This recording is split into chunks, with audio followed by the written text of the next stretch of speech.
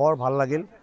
আজি আমি ইমান দিনে দেখি আহিছিলোঁ, মানে আমি নিউজৰ টিভি মাধ্যমেৰে ছ'চিয়েল মিডিয়াৰ মাধ্যমেৰে আজি আমি নিজে ইয়াত উপস্থিত হৈ পেলাই অনুভৱ কৰিব পাৰিছোঁ যে কিমান ভয়াৱহ পৰিৱেশ ইয়াত।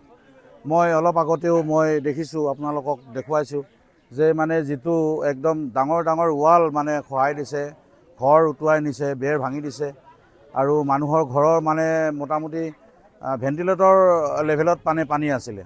তো মানুহখিনি আশ্ৰয় শিবিৰত ক'ৰবাত এনেকৈ আছিলে, কিছুমান মানুহ নিখোজ হৈ আছে। এতিয়াও আমি আজি অলপ ক্ষুদ্ৰ প্ৰয়াসে আমাৰ সৰ্থেবাৰী ব্যৱসায় সন্থাৰ কাঁহপিতল ব্যৱসায় সন্থাৰ উদ্যোগত আমি আহিছিলোঁ। আমাক বিভিন্নজনে আমাৰ বন্ধু বান্ধৱসকলেও সহায় কৰিছিলে, লগতে আপোনালোকৰ ইউটিউবাৰখিনিও আমাক কিছু সহায় কৰিছিলে। আৰু সেই সূত্ৰে আমি আজি নাজিৰাত আহি পেলাই আমি 3খন গাঁও আমি টাচ কৰিলোঁ। আমি খোৱা বস্তু, খাদ্যবস্তু কিছু আমি দিয়া হৈছে, লগতে আমি যিটো চেনিটাইজিং ছিষ্টেম তাৰ কাৰণে আমি ফেনাইল আৰু ব্লিচিং পাউডাৰ আমি দিছোঁ।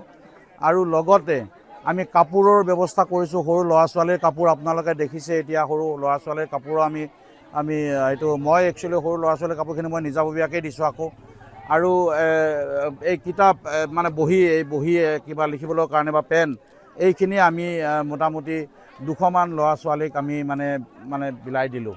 এতিয়া চবেই মোটামুটি ইয়াত পাইছে আৰু ইমান ভালকৈ আমাক সঁহাৰি দিছে। গাঁওবাসী ৰাইজে আমাক ইমান ভালকৈ সঁহাৰি দিছে, তেওঁলোকে একদম নিয়াৰিকৈ লৈছে। আৰু এই ক্ষেত্ৰত আমি শলাগিব লাগিব আমাৰ ছেকেণ্ড অ' চি ছাৰ আমাৰ মানে মনোৰঞ্জন কোঁৱৰ। তো তেওঁ আমাক যথেষ্টখিনি সহায় কৰিছে। অন স্পট তেওঁ নিজে লগত আহিছে, আহি পেলাই আমি কৈছিলোঁ আমি প্ৰশাসনৰ সহযোগত আহিম, আৰু সেই সূত্ৰে তেওঁ আমাক লৈ আহিছে। কোনখিনি গাঁও আচলতে পোৱা নাই, তো ইয়াৰ পৰা মাত্ৰ সেই পাহাৰখন দেখি পাব আপোনালোকে, ইমান ওচৰতে আছে। তো এই অঞ্চলৰ বানাক্ৰান্ত মানুহখিনি আচলতে প্ৰপাৰ সাহাৰ্য যিমানখিনি পাব লাগিছিলে হয়তো পোৱাই নাছিলে। তো ইয়াত আমি আহিব পাই আমি নিজকে ধন্য মানিছোঁ। আৰু আজি কিবা মনত ইমান দূৰ আমি এই সৰ্থেবাৰীৰ পৰা ইমান দূৰ আহিলোঁ, গতিকে আমি ইমান দূৰ আহি বাটকুৰি বাই আহি আমি ৰাতি ইমান কষ্টৰে আমি আজি যিখিনি দি শান্তি পাইছোঁ, এইটো আৰু বুজাব নোৱাৰি। একচুৱেলি মুখেৰে বা এইটো শব্দৰে বুজাব নোৱাৰি। ইয়াৰ সৰু সৰু ল'ৰা ছোৱালীবিলাকক মই কাপোৰ হওক বা কিবা এটা হওক, পেন এটা, বহী এটা দিছোঁ। তেওঁলোকৰ মুখৰ যিটো হাঁহি, সেইটো আপোনালোকে দেখিলে বুজিব যে কিমান মনত ফূৰ্তি পাইছে। তো এইটো এটা ডাঙৰ কথা।